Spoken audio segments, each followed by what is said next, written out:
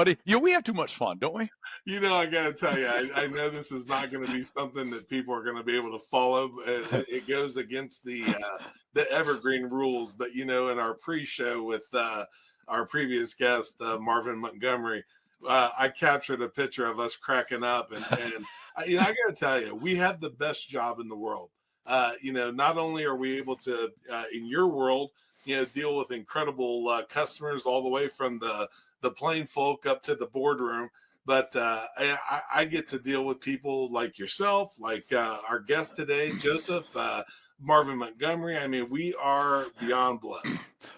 We are, and it's funny because a shameless plug, which I didn't intend to do, but I never miss an opportunity, right? Right. I was working on my soon-to-be released book, and I know you and I are going to be working on something together soon as well. But I wrote about that, or added to just last night, talking about it seems like a lot of work. It seems like a lot of effort to do some of the stuff you do, but if it becomes ingrained into your lifestyle and it's who you are and what you are, you can switch from the different aspects of our life in a moment's notice, and you do it flawlessly and seamlessly because it's just part of what we do, right? Well, here's the thing, Randy, and I mean this from the bottom of my heart. There are people that go to bed at night on bended knee with tears in their eyes, begging for our worst day. Yes. And that is the truth. It is. When we are thinking that the day has been one of those punch in the gut days, it is still, probably, just exponentially better than most. And I'm not saying that as a brag. I'm just saying that we love what we do. We do what we love. And man, I got to tell you, I wouldn't have it any other way. I would not. And I get to work with great people like you and great people like our former guest, Marvin. And now we're going to go way south, so far south that I think it's 5 days later or something. We are, and I noticed you were already kind of trying to get to the Back to the Future thing and get some stock tips and ball game tips and some stuff. I was doing that, the almanac, from Back to the Future. I was going to find out who won the game tonight, the lottery numbers and all that. But Joseph, being the nice guy that he is, he's a kind time traveler. He wouldn't give me any of it. He would not. But anyways, he is like a whole long ways ahead of us. He's in, I might get this right, Adelaide. He'll correct me, Australia, which is, we'll get more from him in a minute. Let's just go get George. He's somewhere way on the south side. I think he can see Antarctica from there or something. Yeah, let's just go get Joseph. Let's do it. We can talk later. All right, I'm going to go throw a shrimp on a Barbie. Good idea. All right.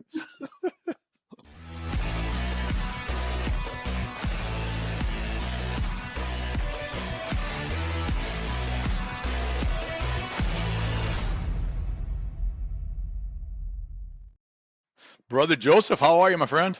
Hello, Randy. I am awesome. How are you going? It'd be tough to be any better. I mean, we're talking to somebody that's like, our day is already just getting over, and yours is just getting started. I mean, this is kind of cool, actually. Yeah. I've talked to people before going east to west, and we've had some guests on from Europe, and that's a little different from a time range. But I mean, we're like in a whole new. I mean, we're on a Monday afternoon in the U.S. time when we're doing this, and you're already early morning Tuesday, and that's just that's wild when you think about how small the world has become, but how big it still is, right? Yes. I come from the future. It's always interesting how to organize the time so we can actually talk to each other at a suitable time. I don't mind waking up early to meet you, though. It's been a pleasure. Oh, it's a pleasure's all ours. I'm glad you suggested that, because as we followed each other and quite a bit on social, and that's one of the things we'll chat about is how that's opened the world up for all of us, right? But I'm really glad you suggested you'd get up early, because my other option was to try to convince Wes that we should do this at like 2:30 in the morning or something, which I would have done it for you, but that 2:30 is challenging for me, unless I'm coming in from a cigar bar or something. Then it's not so much. But yeah, that makes sense. No, I'm used to it, and it's good that we could find the time now that daylight saving is in. I didn't have to wake up like at 2 o'clock in the morning, so it works out well. Perfect. Perfect. Well, that's awesome. So did I get is it Adelaide? Is that the right name of where tell us where you're from. Let's just tell us who you are and where you're from. That might be easier than me trying to make Okay, up stuff. easy. I can't So, talk Aussie. I can't talk Australian. So well, we need a translator. My girlfriend used to live in Rochester, and we used to have to translate between American and English and make fun of it all the time. Like, you need somebody that speaks American and somebody that speaks Australian. there you go. There you go. I am from Adelaide. It's the south of Australia. It's a hidden gem because Australia, everybody thinks Sydney, Melbourne, and Brisbane.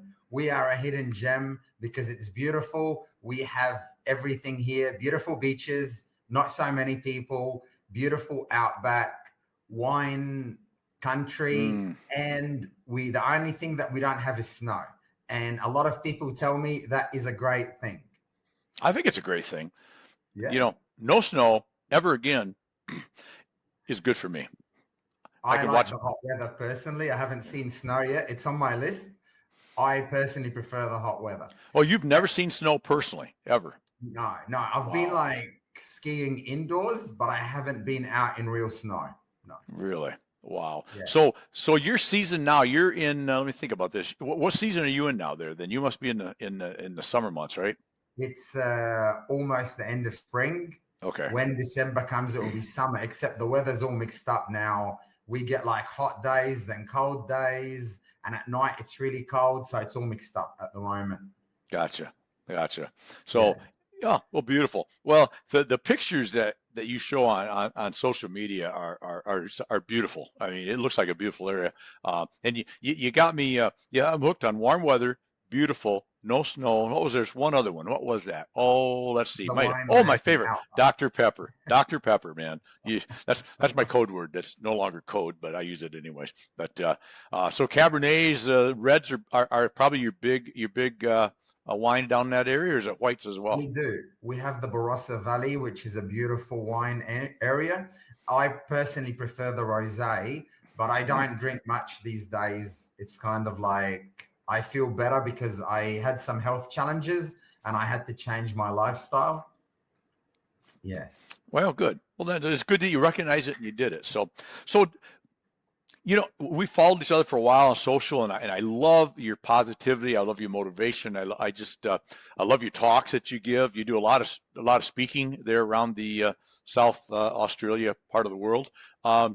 What exactly? Just tell everybody what exactly you do. What is your day job, so to speak?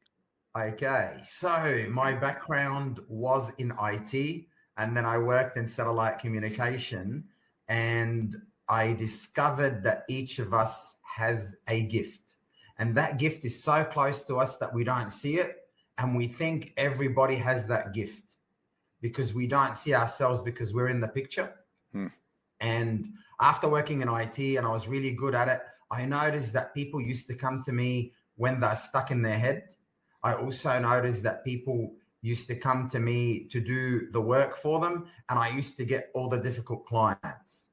Okay. And one we had in our satellite communication company, which was like a James Bond movie, because we were buying a lot of other companies and we used to have quarterly meetings. And the CEO said, Joseph changed the way Australia Pacific customers view the company. I'm like, okay. And at that moment, I realized that my gift wasn't the IT technical side. It was the communication side, which I wasn't aware of it at all. And at the same time, I went out with this lady and she invited me to speak at her leadership group. And when I spoke there, they said, we like how you articulate. And then I went back into my life because when I was little, I was taken away from my parents and I spent 15 years overseas. And I had realized that I had to learn how to communicate very quickly and learn how to communicate. And that's the quickest way to get from where you are to where you want to be. And the quality of our life depends on the quality of our communication. And I wasn't aware of that. And I just found little signs like I get along with people really well. I get promoted really quickly, but I couldn't pinpoint it because I wasn't completely aware of it until those events happened. Once I discovered my gift And there was an event before that because I got really sick and I was in hospital and I had to fix a problem. And I said, there's got to be more to life than that, because I had the good job, I had a good salary, and it was just like, if something happened, what am I going to do? There was a ceiling on my income. And once I discovered that I can help people more through communication. And specifically, my niche is really weird because the people that came to me were highly educated, successful women in the corporate world, and their managers were incompetent. And they had to deal with that in addition to going to work and feeling good about themselves. So I kind of like fell into that. And that's when I started communication coaching through Zoom, because of the internet and everything made me connect. And now I'm moving into more training and speaking to impact more people. And so I don't have to wake up at weird times because most of my clients are in America and Canada. So that's the short version. Nice. So obviously you're spread out, and with the use of Zoom and Teams and all the other platforms, you're not limited to just Australia. Right? Obviously, you're working with people in the U.S. and maybe in Europe. Are you going kind of worldwide, Joseph? Yeah, it's kind of worldwide, except Nice. now I'm moving from one-on-one to one-to-many. And in addition to the communication, I also help people with the websites for small businesses as well. So I'm doing both, and I manage some rental properties as well. So I do a little bit of everything, except my main thing is communication. That's my strength, and the quality of our life depends on our communications with ourselves and others. So that's my main focus.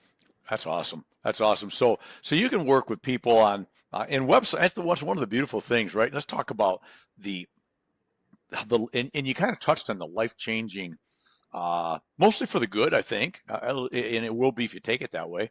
That the internet, that the social media, that all these different platforms have brought to us. You think about it, we're time zone difference, but you and I have got to know each other. We communicate. We share each other's stuff. We've become kind of friends without ever meeting each other, and may never meet each other. Maybe we will. But in today's world, it takes a lot of that. I always enjoy meeting people in person if I can, but a lot of people I will talk to are in 5 states away, not necessarily 28,000 miles away or something. But still, with that said, with the communication opportunities we have today, there's no reason not to be worldwide, not to have relationships with people all over the world from different cultures, different backgrounds, and that's what really makes, I think, this whole thing fun, right? Absolutely. There is a service called Lunch Club, which I joined when COVID hit, because I work from home and I don't have any colleagues next to me. It's like, hey man, it's always work, work, work. And I joined this service called Lunch Club that used to be for people to meet in person. And now you meet virtually. And I meet a lot of people all around the world that I wouldn't have had an opportunity to meet in real life. So that is a really great opportunity. And it wouldn't be possible without technology. And a lot of people say, oh, technology is this, technology is that, AI is this, AI is that. It depends on how you harness it and how you use it. Nothing is good or bad. It's kind of our perspective of it. And I find the internet really great because it connects me to a lot of people. I've got opportunities that I had never had the possibility of achieving before the internet. So I'm pro technology. And at the same time, we have to balance between our health and using technology so we can maintain that balance, and we don't just get addicted to things and be on it all the time, and use it for the benefit, not just for something to pass time. Like, we have to be productive. And they found that teenagers and younger people don't recognize facial expressions because they don't talk to people. Because we read each other's faces and we read each other's body language on a subconscious level. And because of technology, a lot of people can't read the actual sub-communication that a person is communicating through the facial expressions, which is interesting. That is interesting. Now, would that be with typical text and that kind of thing, or do you think that with this type of a back and forth using a visual that we can I guess what I'm asking is, can you read how I feel and vice versa because we're looking at each other? Or are you saying even with the virtual platform like this, you lose some of that? No, the video can enable it as well. I mean, nothing beats face to face, Right. except you can still read the body language because the body doesn't lie. Whatever the thought is reflected on the body. You can change your words, you can change whatever, but the body does not lie. That's how the mentalists and those people predict what people are thinking, because they ask them specific questions, observe the body language, and they can see what's happening in their mind at that time. We in general, on a subconscious level, can read each other's body language. Like, it's the same as coming towards a little animal. Like if you're feeding a deer, for example, you can see that it's afraid. So you approach with caution. You detect that. We detect it with humans on a subconscious level. And then when you're aware of it, you can pinpoint exactly what they're thinking, but it's always there on a subconscious level. Because a lot of people tell me, I've had a bad day. I'm like, it's not a bad day, it's you. Like, how does that work? If I'm going to a job interview and I go, hello, I'm Joseph Hass. It's great to meet you. I'm expressing, without saying anything, confidence. I'm expressing that I can handle the job. I'm expressing that I'm a sincere person. And if I do the same thing and go, hello, I'm Joseph, not nice to meet you. I'm expressing lack of confidence. I'm expressing fear. I'm expressing like I can't handle the situation. And that's without saying any words. Because 60% of our communication is not non-verbal at all. It's just what the body does. And 30% is the tonality. If I go, hello, I'm Joseph versus hello, I'm Joseph, the tonality gave you a lot. You can detect the person's emotion from the tone. And then the words is just only 7% out of all that. So we sub-communicate more with our body and the actual tonality than the words. So the words are not really important, because everything else comes from the sub-communication. And a lot of people, all of us, if we're not aware of it, we pick it up on a subconscious level. So that will explain why in the advent of the Zooms and the Teams and the Google Meets and whatever else, how valuable that can be from a business standpoint, right? And even how valuable from a social media posting standpoint, if you're looking to gain followers for business or whatever the reason may be. Videos are so much better than just the typed word, right? Absolutely, yeah. Videos are really great. And you've got to hit the points where it creates an emotional connection with people. And once that emotional connection is there, you'll get more engagement. Yes. Yeah, exactly. And because you think about it, it's with and you're kind of a social media guru now. And well, I say guru because there's other words, but guru is a 4-letter word that I can spell. So Yes. I try to keep it easy for myself.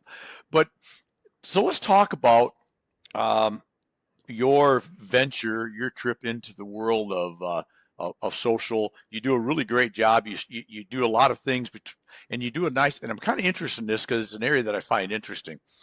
You have a nice mixture of more personal things, like walking the trails and the beautiful ocean and the things that you do there in South Australia, but mixed with business posts, something that talk. I especially love your short segments, your shorts on when you're making a talk. It's the Rotary, or maybe it's not Rotary, but I know you do some. There you go. Yeah. I love those things. What drove you? I guess my question that I think about it is there a point in time where you go, you know what, this whole virtual, visual, social media thing, this is where Joseph wants to be. What was the driving factor? You didn't just wake up one day and go, I think I'm going to be all over social media talking to everybody. What happened was the turning point for me was when I got sick. So what happened, I was a network engineer for the electricity company, a technical lead. And one day I had a really bad pain in my stomach and I went to hospital and I had to fix a problem while I was in my hospital bed. That was in 2013.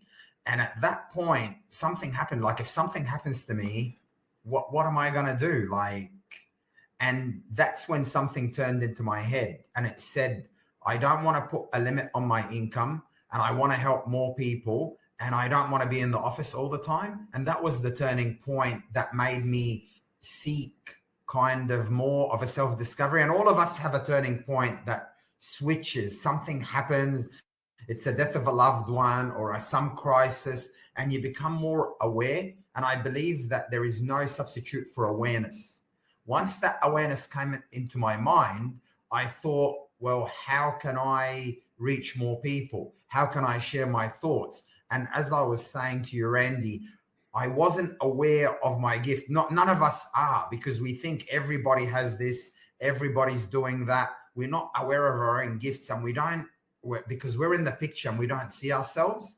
Once you realize that, you realize your potential, and you realize that you can help a lot of people in different ways. Like, I thought all the time I was the IT guy. It wasn't that. It was the communication, except I was blinded to it completely. And how better to communicate except through social media? You can reach more people. And if you impact one person, that is a great thing, because you changed that person's life. And if you change one person's life, that is absolutely amazing. Like, a lot of people tell me, why can't I change 2? Why can't I change 3? Because we're harsh on ourselves, always trying to criticize or judge ourselves to do better. But if you change one person's life, you've done great. And the social media was an easy way to reach multiple people without a lot of effort. So that's why I went onto social media. So with everybody, one of the biggest stumbling blocks that gets in our way is the fear of the unknown, the fear of change, I've always done what I've always done, right? I'm going to keep doing it. Yes. What I got to assume when you started to make that jump into more of a virtual persona, if you will, there had to be a fear of doing that, a fear of, am I going to, for lack of a better term, we'll go very uneducated sounding here, but the fear of just looking stupid, right? I'm just going to mess up. I'm going to look bad, and I'm going to do it in front of, tens and hundreds and thousands and tens of thousands of people. That just scares me. So what did you do to get past that fear of doing that? Because that's there for everybody, right? Some more than others. Some are more comfortable with stepping out than others. So you was there a aha moment, or was it just more of a step by step by step, and you kept getting more comfortable and more comfortable? It is a step by step. I'll just add one thing before that. Fear and excitement activate the same parts of the brain. If you are scared, it's only because you don't know what is going to happen. If you're excited, you know what's going to happen. If you're excited, it's like going on a roller coaster. It's scary, but you know you're going to be alive at the end. Right. Fear, you don't know what the outcome is. I'm going to go for the job. I don't know if I'm going to get it or not. And that comes from our primitive brain, because if something happened that is unknown, it can kill us. Except now in the modern day, everything is a mental thing unless you're being physically attacked. If I go to a job interview and I don't get the job, I'm not going to die. Right. If I go and embarrass myself, it also comes from the olden days, because we used to live in tribes of 50 to 100. And if I embarrass myself in front of my group, I might not live. If I go and ask this girl out, for example, and she happens to be a girlfriend of the tribal leader and she says no, I could get killed. That is what happens on a subconscious level, because our brains haven't developed to now. But once you have the consciousness to understand, like, if I don't get the job, I'm not going to die. And people don't remember what they ate yesterday anyway. Right. So once you've developed that, the fear is not there. And there is 2 types of confidence, because people ask me, like, how do I do that? And I had a client and we went step by step. We just went one-on-one video call, 2 people, 3 people. And then we made a live. And if you act as if you're confident, nobody knows the difference. You're becoming your future self. And there is 2 types of confidence, because people ask, it's like, there is something called competence. So if I am a fighter pilot, I can fly a fighter pilot. I can fly a jet. If I am a surgeon, I can do brain surgery. If I put the fighter pilot in the surgery room, he's not going to be confident, because he doesn't know how to do that. If I put the surgeon in the fighter pilot jet, he's not going to be able to fly it. So as long as you're competent at what you do, you will be able to do the job. If you feel comfortable doing it as well, it's a bonus. But if you don't feel comfortable, you're still doing it, that's all good. And then there is something called core confidence, and core confidence comes from who we are. We need to understand who we are. And once we understand who we are and we have a strong identity, that identity then is reflected out onto the world. And instead of me going with an external locus of focus, what are they going to think of me? I go, this is me, and I become vulnerable. And when I become vulnerable, I'm not saying like, oh, this happened to me. When I become vulnerable, it's like I'm putting myself out there. This is Joseph. This is what I represent. And then if people that are resonant with my message and will understand what I'm saying, they'll come along. And the people that won't. And that doesn't matter, because it doesn't affect me, because my internal focus comes, my locus of focus comes from internal locus of focus, not external. And if you have that, you're unstoppable, because it doesn't matter. And you are seeing if these people fit in my world instead of if I fit in their world. And to eliminate fear, you just convert it to excitement, because your brain doesn't know the difference. You know that you're not going to die. And when you are nervous or afraid, you go, I'm excited to be here. I'm excited to do my first live. The symptoms on the body and the body language is exactly the same if you're excited or afraid. But the other person won't know the difference. Huh, that's interesting. So and one of the things as I've listened to you and as I look at your LinkedIn profile or wherever, that really attracted me to having you on and following you is because Wes and I, we're all about building wins, right? Being a win builder, a hunter of wins. And I found, and I stopped doing this now, or even though occasionally I will remind somebody if they ask, it's not just about business wins and sales wins, which is the world I operate in, on the day job, if you will. But I think all wins are important, right? I think small wins, big wins, medium-sized wins. I don't care if it's a health and fitness, a personal, a spiritual, a family. All wins are wins. And you talk a lot about the age-old saying, but I know you got more to say about it than just that. But win, right? Win-win's a often used old adage, right? But what does that really mean to Joseph? What's it mean to build win-wins, to be a win builder? What's that mean to you?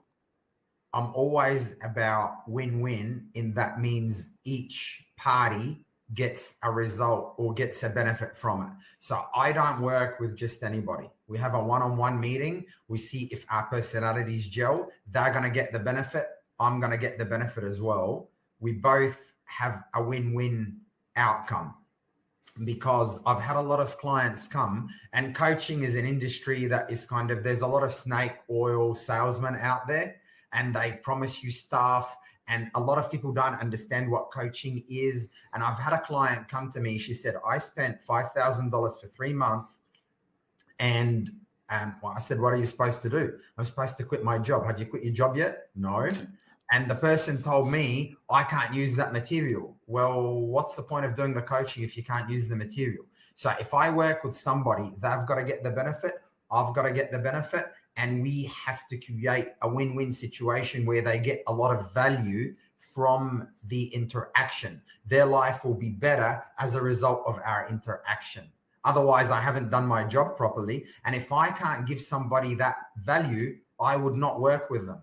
That's simple as that. We've got to see that we're a perfect fit. And as you were saying, everything in life is sales. Like a lot of people they go and say sales, oh, salesy. Everything in life is sales. And I used to be like that. I didn't understand sales. But I'll tell you something, Randy.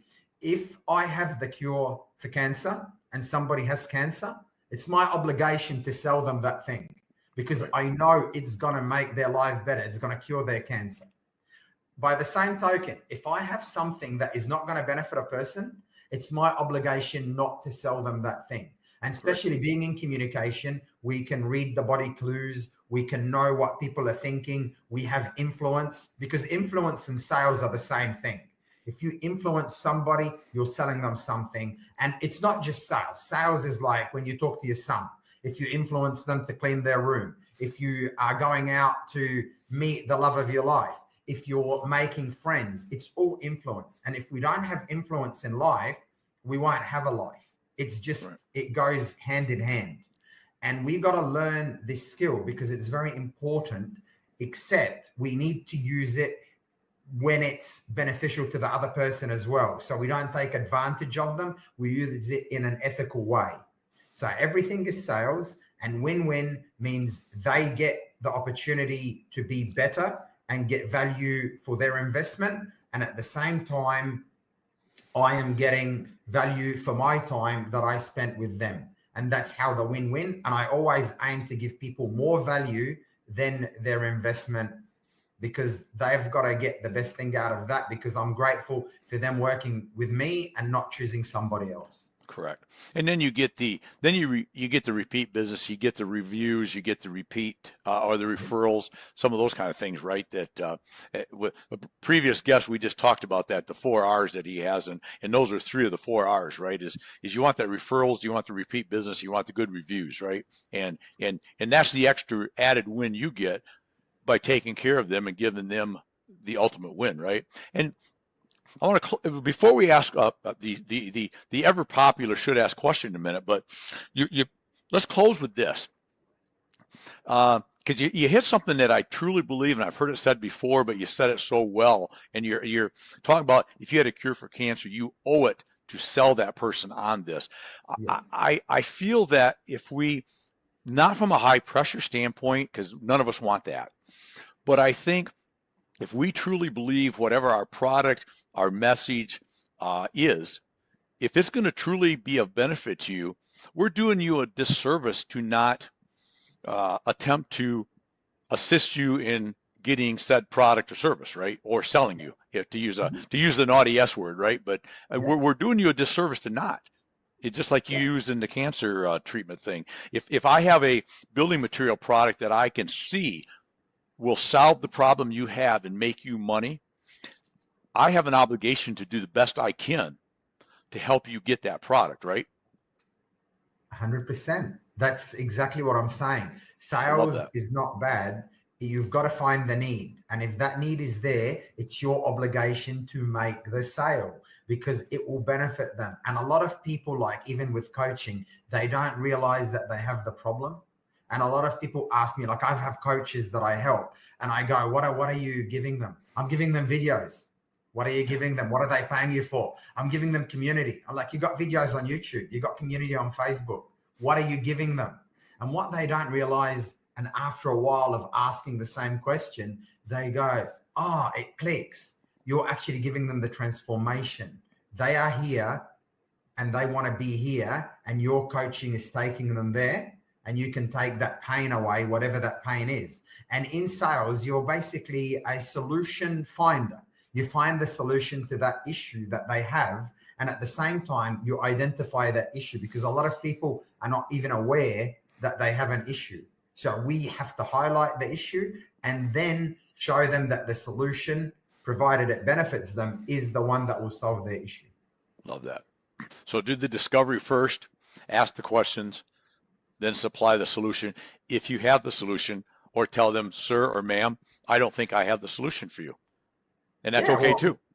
When we have the discovery call, I work with them to understand what they're about.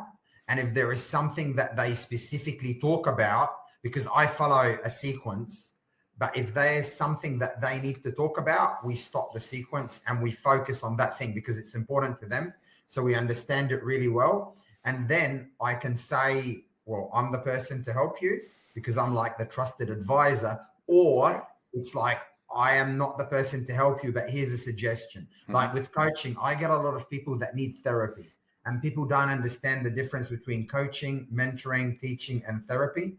They're all very close, but they're not the same. So if we say this is a line and we'll call that line normal, coaching takes you in the future to go to where you want to be. Therapy goes back in time to bring you up to normal, so nothing is stopping you from moving forward. And with coaching, the person, we assist the person. We ask the right question. We guide them. They figure out what they want to do. We create habits that they build on to get from where they are to where they want to be. With mentoring, I teach them my method. So I'm a real estate investor. This is how we invest in real estate. There's not that way. There's not that way. there is just my way, and this is what you're learning during the mentoring process. And a lot of people don't understand the difference. And a lot of people that need therapy come to a coach because they're not getting help from the therapist. And we just have to direct them back to therapy to them to keep looking for the right therapist that would help them. And if they want to move from where they are to something else, they can come to coaching. But if they have underlying issues that need therapy, then they need to go back to therapy and find a suitable person to help them. Love it. Interesting. Never heard it explained that way. That was helpful. That was very interesting. So Joseph, you've been brilliantly great with your time, and I appreciate it. And that's getting close to, another coffee and you to get out about your Tuesday. Should ask question. That's something that we always like to ask our guests. In your personal world, your professional world, what is it that you just wish somebody like when you're on a show, would have asked you that we didn't? Or just out in life on a general day-to-day basis, do you just wish somebody would ask Joseph about? What is missing that you just wish somebody would ask? That's a really interesting question. I find that a lot of people think change is difficult, whereas it's not. So they go and say, for me to change is going to be so hard. It's not. For somebody to change, if they want to change, it's in that minute. If I want to lose weight, I'm going to stop taking the next bite out of the cake. If I'm putting on weight, the next bite will put on weight. If I don't take the next bite, I'm already losing weight. Right. If I want to be healthy, the moment I get up and walk, I'm already losing weight or I'm already getting fit. The moment I still stay sitting is not. So it's change. A lot of people think change is difficult, but you can change in an instant. And everything in life, we got to monitor what goes into our head because everything is hypnosis. If I tell you something and you believe what I'm saying, boom, it goes and runs in the background and it shapes your life because it bypasses your conscious mind. So the question that I would like people to ask when they say, is change difficult? It is not actually difficult, and you can do it in a minute. Building the habit will take time, but change can happen instantly. And I love that. And the habit and the discipline to stick with it until it becomes a habit is pretty important, right? Yes, but you can do it mentally. Yes. If you scare yourself mentally, you will do it. And for me, for example, I don't have discipline. If I don't want to eat healthy stuff, I don't buy it. If it's not in the house, out of sight, out of mind. Exactly. That's me. That's me too. Oh, man. Well, Joseph, it's been a pleasure. I appreciate getting up early to chat with us, and just keep doing what you're doing, man. You're bringing some good stuff to a lot of people, and it's been a pleasure to get to know you and a pleasure to actually be able to spend 30, 40 minutes to chat today. Thank you, Randy. It's a pleasure being on your show. Thanks for having me. And in 2026, I'll be visiting the States, and maybe we can meet in person. Let's make it happen. We will make it happen somehow. That's a deal. Plan on it. Pleasure. All right, my man. Appreciate you, brother. Thank you so much. Thank you. All Thanks. Right. Joseph from south of Australia. Man, that was some good stuff right there. I never fail to learn something from a guest. That's one of the beautiful things that I really enjoy about doing this vlog and podcast is I find myself finding guests that I really enjoy and really can learn something from. So I hope you got a lot out of that. That was very educational and informative, and he's just a great guy too. So anyway, again, another day of loving what we do and doing what we love. You just get out there and live it, love it, own it, and go make today.